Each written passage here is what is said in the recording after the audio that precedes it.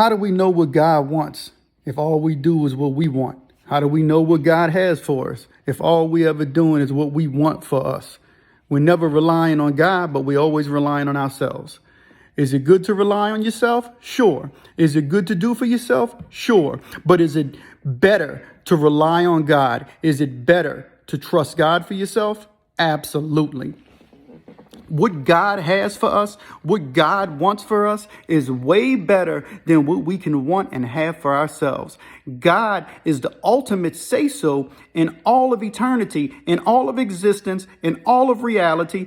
God is the ultimate authority. So if God is perfect in all his ways and God is in authority over everything, including ourselves, including us, our families, our houses, our finances, shouldn't we want what God wants more than what we want that we want? We should see God in all things. I know it's hard. It's not easy, but that's why it's important for us to spend time with God, because the more time we spend with God, the easier it is for us to obey God in our lives and to do what God wants us to do instead of what we want us to do. We need to get back to the basics of trusting God. God said to Adam and Eve that the garden was good and that it was perfect and that they had access to everything except one tree. See, they thought they knew what was good for themselves because they ate of that tree that God told them not to eat from. Was God being cruel and mean? No.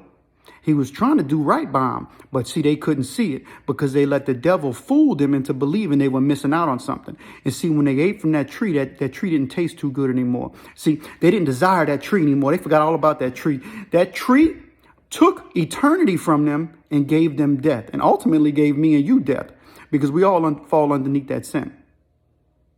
We need to want what God wants and not what we want. We need to quit complicating everything in our lives, because God's voice is clear, it's audible, and it's simple if we learn to tap into his frequency, if we learn to hear his words in the midst of all the other words.